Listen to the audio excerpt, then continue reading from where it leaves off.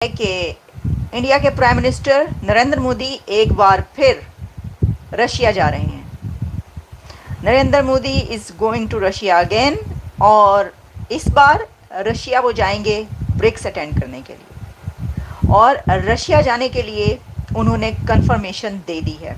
मैं कह रही बिल्कुल मैं एग्री करती हूँ कि मोदी साहब ने बहुत दफा ये कहा, पुतिन के सामने बैठ भी कहा है कि पुतिन ये इरा जो है वॉर का नहीं है, उन्होंने कहा। लेकिन आज देखिए इंडिया एक ऐसा मुल्क है जिसकी पॉलिसीज ऐसी जो कभी किसी के मुद्दे में नहीं घुसता। आज इंडिया को बुलाया जा रहा है, आज इंडिया की हेल्प मांगी जा रही है। तो कॉल पे तो बात कर ली, डायल तो कर लिया, फोन कॉल पे तो हो गई, लेकिन अब वहां पर पहुंच कर भी प्रेसिडेंट पुतिन से वो बात करेंगे। तो क्या जो इंडिया की तरफ से फौरन उसको कंफर्म किया गया है ब्रिक्स के समिट में जाने को, तो इस वजह से भी है कि अब ये एक और मुलाकात उनकी प्रेसिडेंट पुतिन के साथ होगी और हो सकता है कि यूक्रेन और रशिया की जंग बंद करवाने में हो सकता है कोई निकल गया ऐसा मौका। तो उन्होंने कहा कि नहीं, हम we are on the side of the peace. तो जब ये नरेंद्र मोदी के अल्फाज हैं, तो if India is on the side of the peace, so what is India in fact doing?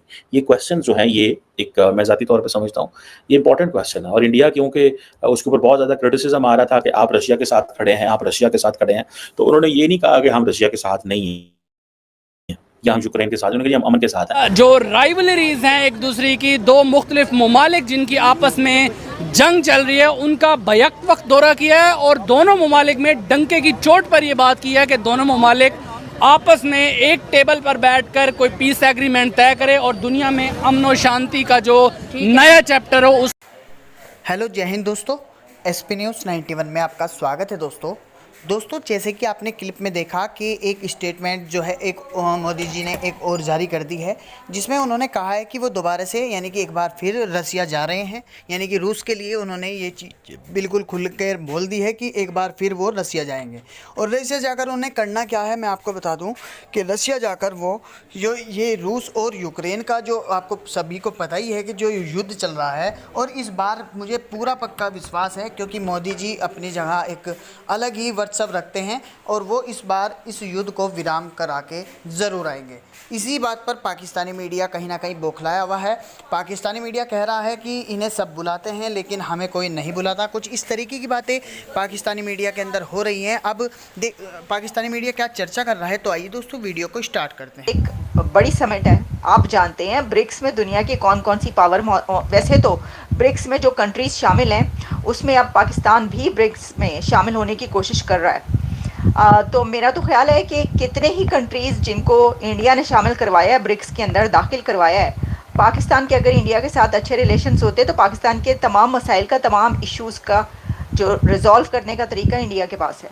India Pakistan को भी ब्रिक्स में ले जा चुका होता अगर इंडिया और पाकिस्तान इकट्ठे होते, यानी ये कि निभ रही होती, अच्छे ताल्लुकात होते, रिलेशंस होते, तो पाकिस्तान के भी ब्रिक्स में जाने की कोई मसला नहीं था। ये हाथ पांव मारने की ज़रूरत ही ना पड़ती। सिर्फ एक बार कहते आप मोदी साहब को कि मोदी साहब आपके हमसाए हम भी चाहते हैं कि हम ब्रिक्स में शामिल हों। आपने अफ्रीकन कंट्रीज़ को और कितने ही एशियन कंट्रीज़ को उसके अंदर शामिल करवा दिया, तो हम भी शामिल होना चाहते हैं। तो ज़रूर जो है वो शामिल होते हैं, लेकिन ऐसा अब ज़रा मुश्किल से ही अब ब्रिक्स में देखें कहा तो जा रहा है, लेकिन लेट्स सी। अच्छा, अब इसके अंदर जो सिर्फ ये नहीं है कि वो जाएंगे तो प्रेसिडेंट पुतिन से उनकी मुलाकात होगी, बल्कि इसके ऊपर खबर ये है कि प्रेसिडेंट पुतिन के साथ उनके बायलैटरल इश्यूज़ और ख़ास तौर पर काफ़ी एग्रीमेंट्स के ऊपर गुफ्तगू होनी है। काफ़ी एग्रीमेंट्स इंडिया और रशिया के इस विज़िट, मोदी साहब के ये जो अब विज़िट आने लगा है अक्टूबर में, इसमें भी एग्रीमेंट्स होंगे। और जो यूक्रेन और रशिया का एक इस वक्त चल रहा है मामला, और उसके ऊपर आपको पता है कि मोदी साहब पहले रशिया और फिर यूक्रेन पहुँचे, उसमें भी इनके टॉक्स हो सकती हैं, पॉसिबिलिटी है, क्योंकि रशिया ने और प्रेसिडेंट पुतिन ने यस किया है बातचीत करने को, डायलॉग वो कर रहे हैं। और पहले भी जो उन्होंने जंग की बात की, तो अभी भी जब वो जाएंगे तो देखिए एक तरफ ये जो विज़िट है ये सिर्फ ब्रिक्स के लिए ही नहीं, बल्कि जो इस वक्त एक डिप्लोमेटिक मूव लेकर चले हैं मोदी साहब, उसके लिए भी बहुत अहम है, बहुत इम्पॉर्टेंट है, बहुत ज़रूरी है। आपको ये हो नज़र आ सकता है कि उस दौरान ऐसी मीटिंग्स और ऐसी बहुत सारी डिटेल्स सामने आई हैं कि उन्होंने यूक्रेन से वापसी के बाद पुतिन कॉल पे तो बात कर ली, डायल तो कर लिया, फ़ोन कॉल पे तो हो गई, लेकिन अब वहाँ पर पहुँच कर भी प्रेसिडेंट पुतिन से वो बात करेंगे। तो क्या जो इंडिया की तरफ से फ़ौरन उसको कंफर्म किया गया है ब्रिक्स के समिट में जाने को। तो इस वजह से भी है कि अब ये एक और मुलाकात उनकी प्रेसिडेंट पुतिन के साथ होगी और हो सकता है कि यूक्रेन और रशिया की जंग बंद करवाने में हो सकता है कोई निकल ही आए ऐसा मौका। लेकिन अगर हम इसको इस तरह ना भी लें तो तब भी ब्रिक्स में तो उन्होंने जाना ही था। लेकिन ये बात है अपनी जगह पर कि इस वक्त जो हालात चल रहे हैं उसमें उनका जाना बहुत ज़रूरी लगता है, कि ये भी एक वजह है कि वो वहाँ पर जाना चाह रहे हैं और वो बात करेंगे जंग के हवाले से भी। चलें अब देखें, जैसे मैंने बात की कि ऐसा लगता है कि उन्होंने इग्नोर कर दिया है शहबाज शरीफ, प्राइम मिनिस्टर शहबाज शरीफ और प्रेसिडेंट शी को बिल्कुल इग्नोर कर दिया है और उन्होंने कोई उसका जवाब ही नहीं दिया एससीओ में जाने का अभी तक। तो ना ही समझिए, असी ना ही समझिए तो दूसरी ना ही समझो। कहने का मकसद ये है कि कोई उस तरफ से वो नहीं है। तो साफ नज़र आ रहा है। देखिए इसमें एक तो ये भी है ना कि ब्रिक्स और एससीओ को हम कंपेयर नहीं कर सकते, कंपैरिजन नहीं है। एससीओ का तो वो कहते हैं कि क्या है, इसका क्या है एससीओ में कोई ऐसा एजेंडा कि जिससे उनको कोई फ़ायदा पहुंचे। मैंने इसके ऊपर पहले भी एक प्रोग्राम किया, आप वो देख लें, उसके अंदर मैंने डिटेल में इसके ऊपर बातचीत की है। तो उनको ऐसा नज़र नहीं आता कि उसमें जाने का कोई फ़ायदा होगा उनको। तो इसलिए आप देख लीजिएगा, जहर आएगा तो ज़रूर कोई ना कोई जाएगा पाकिस्तान इंडिया से। मैं आपको बता दूं, मेरा ख्याल है कि एक तो मैंने पहले ये कहा कि वर्चुअल हो सकता है, ऑनलाइन वो अटेंड कर लें, लेकिन ये भी पॉसिबिलिटी है कि इंडिया से एससीओ अटेंड करने के लिए पाकिस्तान कोई जाए। डॉक्टर जयशंकर का भी मुश्किल मुझे नज़र आता है, कोई और हो सकता है जाए। और अगर जयशंकर साहब समझेंगे तो चलेगा, तो फिर तो देखिएगा कि कैसे बहुत ज़्यादा ये जो समिट है ये उठ जाएगी। अब पाकिस्तान को इसलिए भी ज़रूरत है कि इंडिया पीएम मोदी या डॉक्टर जयशंकर तक कम से कम ज़रूर जाएं, क्योंकि उनके जाने से देखिए ना, हर तरफ तो मोदी मोदी हो रहा है, हर तरफ हो रहा है कि मोदी साहब कभी रशिया जा रहे हैं, कभी यूक्रेन जा रहे हैं। तो जो लीडर दुनिया के इतने बड़े बड़े कंट्रीज़ में विजिट कर रहा होगा एक ऐसे टाइम में, कि जब एबीसी न्यूज़ क्या लिख रहा है, अब इसके ऊपर आते हैं। एबीसी न्यूज़ ये लिख रहा है, a war time visit bye Modi, the popular and powerful leader of the world second most populous nation, its fifth largest economy and a major military and economic partner for Russia, has long been near the top of Kyiv's diplomatic wish list। ये उन्होंने लिखा था ABC ने, और ABC इसके ऊपर उसने बातचीत भी की है इसके ऊपर, और वो ये लिख रहा है कि ये जो है उनका यूक्रेन का विजिट ये दुनिया का इस वक्त सबसे अहम विजिट था, क्योंकि इसके थ्रू ऐसा बहुत कुछ हो सकता है, बहुत सारी डेवलपमेंट सामने आ सकती हैं जो दुनिया का नक्शा, यानी जो इस वक्त हालात बने हुए ये बदल कर रखते हैं।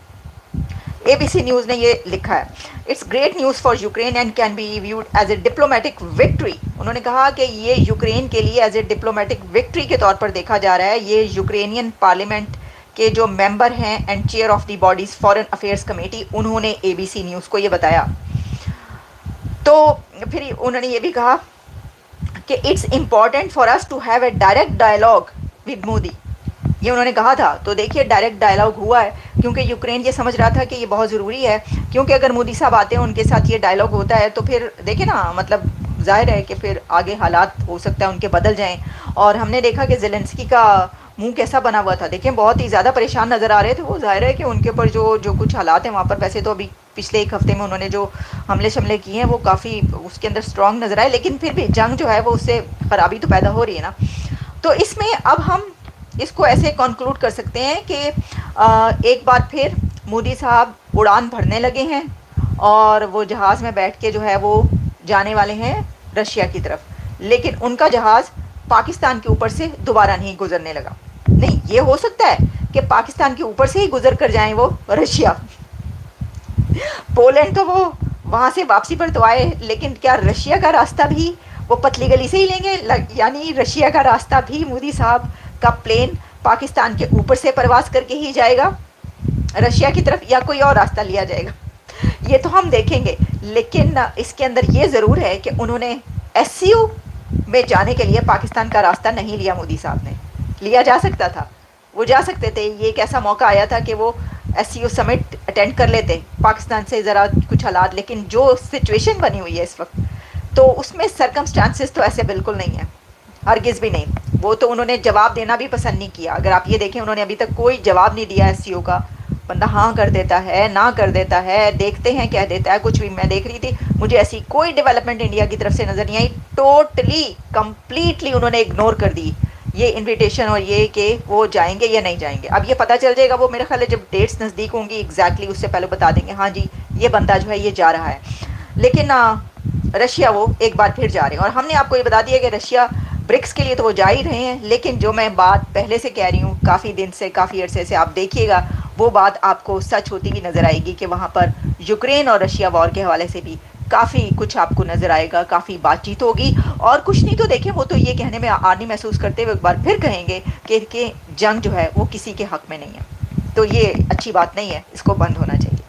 तो जनाब अभी तक के लिए इतना ही। हमने सुबह सुबह आपको जो है ये तमाम खबरें, एक अहम विजिट जो आने वाला है और उन्होंने यस कर दिया है, कंफर्म कर दिया, आप तक पहुंचा दी खबर।